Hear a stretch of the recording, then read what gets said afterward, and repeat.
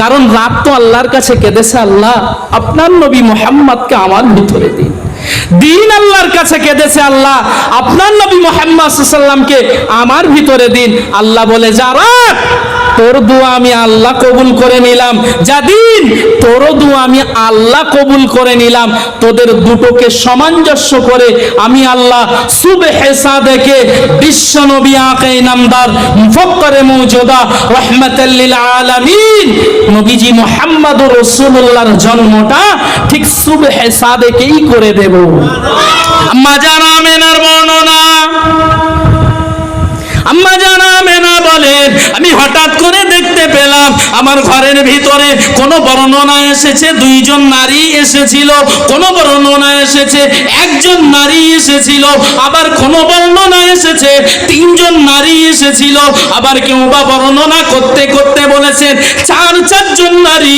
আম্মা জান হযরত আমেনার ঘরেতে চলে আসলেন, এসে বলছে, আমেনা আমেনা আমেনা, তুমি শুনে রাখো, তোমার শিশু সন্তান তোমার নবী মুহাম্মদ সাল্লাল্লাহু আলাইহি ওয়াসাল্লামকে আমরা ধাত্রীর কাজ করতে এসেছি, তুমি রেডি হয়ে যাও। আম্মা জান হযরত আমেনা বলেন, আমি আমেনা হঠাৎ করে একটু পেটের ভিতরে হালকা একটু ব্যথা অনুভব করলাম, কিন্তু ব্যথাটা এতটা মারাত্মক নয় যতটা মারাত্মক সেই জামানায় মক্কার মেয়েদের সন্তান যখন ভূমিষ্ঠ হওয়ার সময় হয়ে যেত, তারা যতটা ছটফট করতেন, তারা যতটা কষ্ট পেতেন, আমি আমেনা আমি এতটা কষ্ট অনুভব করিনি। আমি হালকা একটু ব্যথা অনুভব করলাম। আমি আমেনা দেখতে পেলাম হঠাৎ করে আমার উদর থেকে কে যেন বাইরে চলে আসলেন, আর ওই নূরের কারণে গোটা মক্কা শহর নয়, গোটা শাম সিরিয়া সহ গোটা মদিনাবাসীটা নূরের আলোয় আলোকিত হয়েছিল। আর জোরে বলেন সুবহানাল্লাহ। তুমি যদি বলো যে নবী আমার মতো মানুষ, নবীর নূরে গোটা মক্কা মদিনা শহর গোটা শাম সিরিয়া নূরের আলোয় আলোকিত হয়েছিল, তুমি যদি বলো নবী আমার মতো মানুষ, তাহলে আস্তাগফিরুল্লাহ রাব্বি মিন কুল্লি যামবি ওয়া আতুবু ইলাই, নবীর আম্মা আমেনা মিথ্যুক। তোমার কথা যদি সত্য হয়, এখন আপনারা বিচার করে বলেন যে আম্মা আমেনার কথা মানবেন, নই চটি নেতাগুলোর কথা মানবেন যারা গোস্তাখে রাসূল? কার কথা মানবেন? আপনার ঈমান যেখানে দাঁড়িয়ে আছে, আপনি নবী সম্বন্ধে যদি আপনার আইডিয়া ভালো না হয়, আপনার ইয়াকিন যদি মজবুত না হয়, আপনি ঈমানদার বলেই দাবি করতে পারবেন না। কোথায় ঈমান আনছেন? ঈমানের মূল শর্ত কি? বিশ্বাস। বসিরহাটের আল্লামা রুহুল আমিন, আমার বাড়ির পাশে বাড়ি, হুজুরের কিতাবে লেখা লা ইলাহা ইল্লাল্লাহ মুহাম্মাদুর রাসূলুল্লাহ, লা ইলাহা ইল্লাল্লাহ, নেই কোনো মাবুদ আল্লাহ ছাড়া, নেই কোনো মাবুদ আল্লাহ ছাড়া। এটা হাদিসের অনেক পাতায় লেখা, কিন্তু ওই কলেমার আরেকটা অংশ যে আছে মুহাম্মাদুর রাসূলুল্লাহ, মুহাম্মদ সাল্লাল্লাহু আলাইহি ওয়াসাল্লামের উপরে ঈমান আনতে হবে না? হবে না? কথা বলেন না কেন? ঈমান আনতে হবে। আপনার ঈমান যদি মুহাম্মদ সাল্লাল্লাহু আলাইহি ওয়াসাল্লাম সম্পর্কে এই আকীদা কম থাকে, সমাজে একটা দল, সমাজে একটা গোষ্ঠী, সমাজে একটা ফেরকা খুব মাথাচাড়া দিয়ে উঠেছে। ফেরকাটার নাম লা মাযহাব।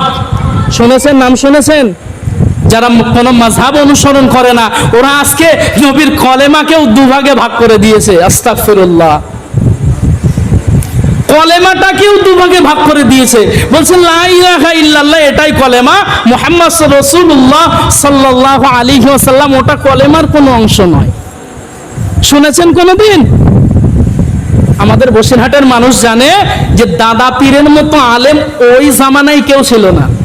আপনাদের বাড়ির পাশে তো দাদা পীরের মতো মানুষ, ওই রকম আলেম, ওই তবকার আলেম ওই সময় কেউ ছিল না। যার সান্নিধ্য পেয়েছিলেন আমার বসিরহাটের গৌরব আল্লামা রুহুল আমিন রাহমাতুল্লাহ আলাইহি। জোরে বলেন সুবহানাল্লাহ। আমি সেই এলাকার মানুষ যিনি দাদা হুজুরের জুতো দুটো মাথায় করে নিয়ে নিয়ে বেড়াতেন। আরো জোরে বলে, আপনি ভাবতে পাচ্ছেন দাদা হুজুর রহমাতুল্লাহ আলাইহি, যিনি হুজুর আল্লামাকে নাম ধরে ডাকতেন না, কি বলে ডাকতেন জানেন আপনারা? সবই জানেন, জানা জিনিস। হুজুর আল্লামাকে কি বলতেন? কি বলতেন? বড় মাওলানা। কি বলতেন? আল্লাহর ওলি হযরত রুহুল আমিন বড় মাওলানা রাহমাতুল্লাহ আলাইহি একদিন দাদা হুজুরকে লক্ষ্য করে বললেন, ও আমার পীর, ও ফুরফুরার মুজাদ্দিদুল জামান, আমিরুশ শরিয়াত, কুতুবুল আলাম আলা হযরত দাদা হুজুর পীর কিবলা রাহমাতুল্লাহ আলাইহি, আপনি আমার পীর, আপনি কেন আমাকে বড় মাওলানা বলে ডাকেন? আপনি কেন আমাকে দেখে উঠে দাঁড়িয়ে যান? আল্লাহর ওলি হযরত রুহুল আমিনের এই কথাটা শুনে আপনাদেরই বাড়ির পাশের মানুষ ফুরফুরার দাদু হুজুর, আমার দাদু হুজুর, হুজুর আল্লামার এই কথাটা শুনে বলেছিলেন, এ রুহুল আমিন, আমি আবু বকর, আমি তোমাকে দেখে দাঁড়াই না, আমি আবু বকর। আল্লাহ পাক তোমার ভিতরে যে কোরআনের ইলম দিয়েছে, সুবহানাল্লাহ, আমি আবু বকর জানিয়ে দিলাম, এই রুহুল আমিন, আল্লাহ পাক তোমার ভিতরে যে কোরআনের ইলম দিয়েছে, আমি আবু বকর ওই ইলমটাকে দেখে দাঁড়িয়ে যায়। আরো জোরে বলেন সুবহানাল্লাহ। যে কথা বলতে বলতে আমি এই পর্যন্ত এসেছি। মাজান আমেনা তিনি বলছেন, হঠাৎ আমি ওই 4 জন কি 2 জন কি 3 জন কি 1 জন, যাই বা হোক, আমি এদের দেখলাম। কিছু সময় পরে দেখলাম আমার উদর থেকে কে যেন পৃথিবীতে আসলেন। পৃথিবীতে এসেই আমি আমার ওই ছোট্ট কোড়ে ঘর থেকে দেখতে পেলাম গোটা মক্কা মদিনা সহ, গোটা শাম সিরিয়া সহ সব নূরেই আলোয় আলোকিত হয়েছিল। আমি আমেনা বুঝতে পারলাম যে আমার ঘর থেকে হয়তো এই আলোটা, রশ্মিটা ছড়াচ্ছে। জোরে বলেন, নবী নূরে মুজাসসাম। নবী কি? নূরে মুজাসসাম। কদ জাকুম মিনাল্লাহি নূর। আল্লাহ যেখানে বলছে আমি তোমাদের কাছে নূর পাঠিয়েছি, নূর, ইলমের নূর, জ্ঞানের নূর, আমি এরকম একটা নূর পাঠিয়েছি। ও কিতাবুম মুবিন, অপর একটা জিনিস আমি আল্লাহ তোমাদেরকে উপহার দিয়েছি ওই নূরের দ্বারাই। কোরআন নাজিল হয়েছিল কার কাছে? কথা বলেন না কেন? আল্লাহ রসুলের কাছে। কোরআন শরীফ দেখেন, কদ জাকুম মিনাল্লাহি নূর ওয়া কিতাবুম মুবিন, আমি আল্লাহ নূর পাঠালাম আর ওই নূরের দ্বারাই একটা কিতাব আমি আল্লাহ পাঠালাম। এই দুটোকে তোমরা ফলো করে নাও, তোমার জীবন ধন্য হয়ে যাবে। জোরে বলেন। আম্মা জান আমেনা বলেন, আমি এই ঘটনাটা দেখার পরে আমি আমেনা দেখতে লাগলাম, আমার ঘর থেকে মনে হয় আলো রশ্মিটা ছড়াচ্ছে। আম্মা জান আমেনার বর্ণনা, আম্মা জান হযরত আমেনা বলে, আমি হঠাৎ একটু উঠে বসলাম, দেখতে পেলাম আমার দুই পায়ের মধ্যখানে আমি আমেনা দেখতে পেলাম সুন্দর একটা নূরানি চেহারার, একটা ফুটফুটে চেহারার বাচ্চা আমি আমেনা দেখতে পেলাম। হঠাৎ আমি আমেনা, আমার নজর পড়ে গিয়েছে, আমার চেহারা চলে গিয়েছে ওই বাচ্চাটার ঠোঁটের দিকে। আমি আমেনা দেখতে পেলাম ওই বাচ্চাটার ঠোঁটটা যেন বিড়বিড় বিড়বিড় করছে। আমি আমেনা হঠাৎ আমার কানটা ওই বাচ্চাটার জবানের কাছে নিয়ে শুনতে পেলাম আমার বাচ্চাটা বলছে, আল্লাহু আকবার কাবীরা আলহামদুলিল্লাহি কাসীরা সুবহানাল্লাহি বুকরাতাও ওয়া আসীলা। আপনি কোন আহাম্মু, কোন কিভাবে বলছেন যে নবী আমার মতো মানুষ? আপনার জন্ম যখন হয়েছিল আপনার মায়ের কাছ থেকে শুনবেন, আপনি জন্ম হয়ে করে কেঁদেছিলেন, কেঁদেছিল না? বাচ্চারা কাঁদে তো জন্মের পরে, করে কাঁদছে। আর ওই আহম্মদ ওর বাপ কি সন্তান জন্ম দিল যে পৃথিবীর জমিনে যে রসুলের জন্য ইজ্জত পেল, ওই রসুলের সম্মান নিয়ে ছিনিমিনি খেলে? ছা ছা ছা ছা ছা, একটু লজ্জা লাগলো না? যে নবী পৃথিবীতে এসেই কার প্রশংসা করলেন? শোনালাম তো আল্লাহু আকবার কাবীরা আলহামদুলিল্লাহি কাসীরা সুবহানাল্লাহি বুকরাতাও ওয়াসিলা।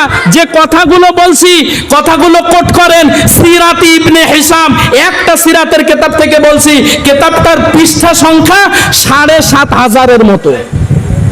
একটা কিতাবের পৃষ্ঠা সংখ্যা ৭৫০০। আপনি ভাবছেন কি? ওই কিতাব লেখক লিখতে লিখতে লিখেছেন যে রসুল পৃথিবীতে এসে আল্লাহর প্রশংসা করলেন। হঠাৎ আম্মাজান আমিনা এই কথাটা শুনে, তিনারা তো ঈসাই ধর্মের মানুষ ছিলেন, এই আর একটা ফিতনা বলতে বলতে বলা মুক্ত মনে পড়ে গেল। অনেকে বলে নবীর আব্বা মা জাহান্নামী, আস্তাগফিরুল্লাহ রাব্বি মিন কুল্লি যামবি ওয়া আতুবু ইলাইহি। আপনার কি মনে হয় এ কি কোনো পাগলেও বলে? কোন কাফেরের পেট থেকে আল্লাহ নবী মুহাম্মদকে পৃথিবীতে পাঠাবেন? এ কি কোনো পাগলের কথা? ছা ছা ছা ছা ছা, এ তো বিশ্বাস করতেই কষ্ট হয়। বিশ্ব নবী মুহাম্মদ সাল্লাল্লাহু আলাইহি ওয়াসাল্লামের নূর আল্লাহ রেখেছিলেন কোথায়? কোথায় রেখেছিলেন? একটা দৃষ্টান্ত নেন। হঠাৎ হযরত জিবরিল আমিন আলাইহিস সালাম আল্লাহর নবীকে এসে বলছেন, হুজুর আপনার বয়স কত? হুজুর আপনার বয়স কত? আল্লাহর নবী বলছে, ভাই জিবরিল আমার বয়স কত আমি রাসূল তো বলবো, তবে ভাই জিবরিল তোমার বয়সটা কত একটু বলো দিনি। ফেরেশতা জিবরিল বলছে, হুজুর আমার বয়স কত আমি জানি না, তবে হুজুর আমি যখন আরশের নিচে আসমানে থাকি, ওই সিদরাতুল মুনতাহার আগে থাকি, আমি জিবরিল আল্লাহ পাকের আসমানে একটা তারা দেখতে পেতাম, তারকা। ওই তারকাটা আমি জিবরিল অনেকবার দেখেছি, তবে একবার যদি ওই তারাটা পশ্চিম আকাশে উঠতো, ওই তারাটা ৭০,০০০ বছর উঠে থাকতো। জোরে বলে। ফেরেশতা জিবরিল বলছেন, হুজুর ওই তারাটা যদি একবার ডুবে যেত, একবার অস্ত যেত, আবার ৭০,০০০ বছর অস্তই থেকে যেত। জোরে বলেন।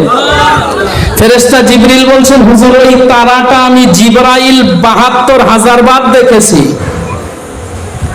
এখন হিসেব করেন দিন দেখি, ক্যালকুলেটর সাপোর্ট নেবে?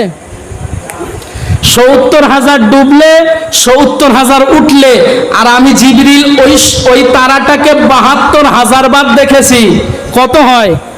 আমার মেমোরির কাজ না।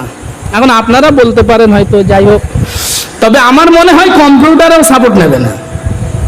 এই যাই হয়েছে, আল্লাহ নবী বলছে, ভাই জিবরিল তুমি যে তারাটা দেখতে ভাই, ওই তারাটা কেউ না ভাই, ওই তারাটাই হলাম আমি মুহাম্মদুর রাসূলুল্লাহ। তাহলে নবীর বয়স কত? আল্লাহ নবীর সম্মান আল্লাহ কোথায় দিয়েছেন? আসমানের পশ্চিম আকাশে, আল্লাহর আরশের ডান পাশে। জোরে বলেন। আল্লাহ নবী বলেছিলেন, ও ভাই জিবরিল আমিন আলাইহিস সালাম, তুমি ওই তারাটাকে একবার দেখলে ৭০,০০০ বছর উঠে থাকতো। দ্বিতীয়বার যখন দেখতে, ওই তারাটা যখন অস্ত যেত, ৭০,০০০ বছর অস্ত যেত। ওই তারাটাকে তুমি ৭২,০০০ বার দেখেছো। তবে ভাই জিবরাইল, আমি রাসূলুল্লাহ জানিয়ে দিলাম, ওই তারাটা অন্য কেউ নয়, ওই তারাটা হলাম আমি নবী মুহাম্মদ সাল্লাল্লাহু আলাইহি ওয়াসাল্লাম।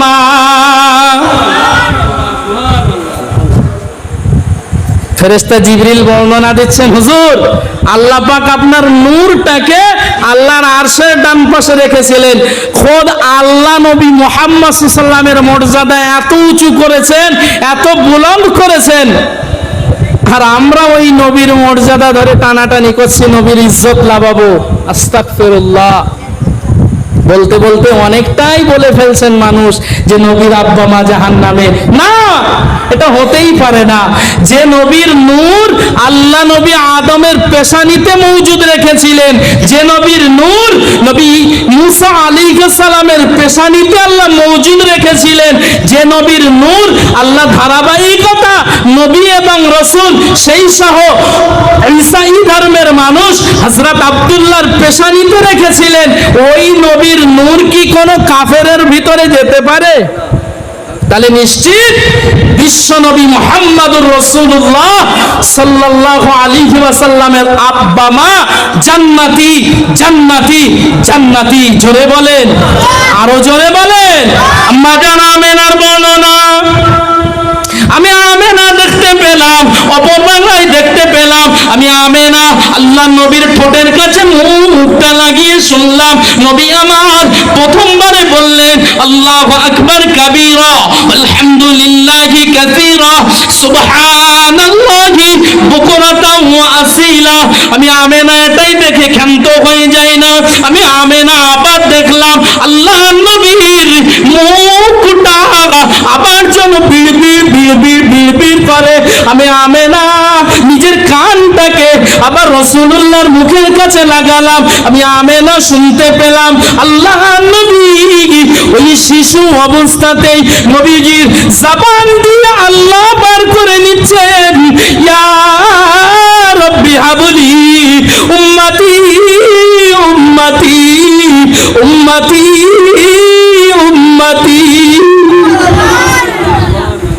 আম্মা আমেনার বর্ণনা যে নবী পৃথিবীতে আসলেন আর এসে আল্লাহর প্রশংসা আদায় করলেন। আম্মা জান আমেনা বলছেন দ্বিতীয়বারে যখন আমি রাসূলের ঠোঁটের কাছে কানটা লাগালাম, আমি আমেনা শুনতে পেলাম আল্লাহ নবী বলছেন ইয়া রব্বি হাবলি উম্মতি উম্মতি উম্মতি। আরো একবার বলেন সুবহানাল্লাহ। আমরা নবীকে ভুলে গিয়েছি, কিন্তু নবী আমাদের ভোলে না। আজ ভুলিনি, 63 বছর জিন্দিগি নবী আমাদেরকে ভুলি নি। কবরে আসেন নবী আমাদের জন্য, এই আশেকদের জন্য দোয়া করে। আল্লাহ নবী কিয়ামতেও আমাদের কথা ভুলবে না। নবী যখন ইন্তেকালের সময় হলো, বিস্তারিত আলোচনা, আসলে রাসূলের সিরাত বলে শেষ করার মতো যোগ্যতা আমার মতো অধমের নেই। আমি নবীর গোলাম, আমি নবীর গোলাম। নবীর সিরাত বলে শেষ করার কোনো জায়গা আমার ভিতরে নেই। তবে আল্লাহর নবীর কিছু সিরাত স্থানকাল পাত্র ভেদে যতটুকু প্রয়োজন আমি ততটুকু বলার চেষ্টা করছি। একটা কথা বলেছি, নবী আমাদেরকে ভুলেনি, কিন্তু আমরা নবীকে ভুলে গেছি। আল্লাহ নবী যখন ইন্তেকালের সময় হলো, নবীর যখন ইন্তেকালের সময় হলো, ফেরেশতা আজরাইল আলাইহিস সালাম আল্লাহ নবীর কাছে আসলেন। এসে বলছেন হুজুর, আল্লাহ পাক আমাকে পাঠিয়েছে আপনার জাহান কবজের জন্য। তবে হুজুর আপনি যদি অনুমতি দেন আমি আপনার জাহান কবজ করব। আর হুজুর অনুমতি যদি না দেন আমি আজরাইল ফিরে চলে যাব। কার কথা? আমার আপনার কাছে এসে কি আজরাইল জিজ্ঞাসা করবে? জিজ্ঞাসা করবে? মাতাল মদ খেয়ে গুখানায় পড়ে ঘুমোচ্ছে, গুখানায়। ফেরেশতা আজরাইল এসে একটু জিজ্ঞাসা করলো না যে ভাই তুই গোসল করে নে, তোর মরণ হবে। কিন্তু নবীর কাছে গিয়ে আজরাইলের মতো ব্যক্তি যে জিজ্ঞাসা করছে হুজুর আল্লাহ আমাকে পাঠিয়েছে আপনার জাহান কবজের জন্য, তবে হুজুর আপনি যদি অনুমতি দেন হুজুর তাহলে জাহান কবজ করব, আর অনুমতি যদি না দেন আমি ফিরে চলে যাব। আপনি কি ভাবছেন? আল্লাহ নবী জানিয়েছেন ও জওয়ানেরা, যুবকেরা, ও ছেলেরা, বাচ্চারা শুনে রেখে দাও।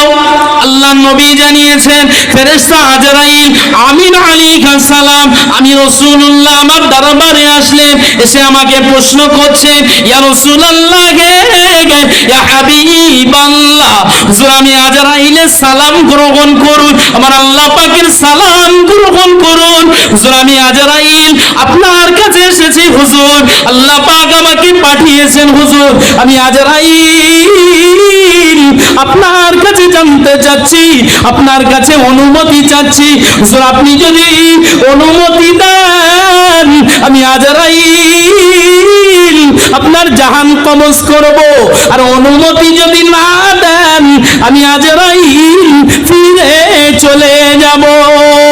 আল্লাহ নবী জানিয়েছেন ও আজরাইল যেতে যদি হয় ভাই আজকেই যাব, যেতে যদি হয় ভাই আজকেই যাব। ও ভাই আজরাইল তুমি আমার জাহান কবজ করো।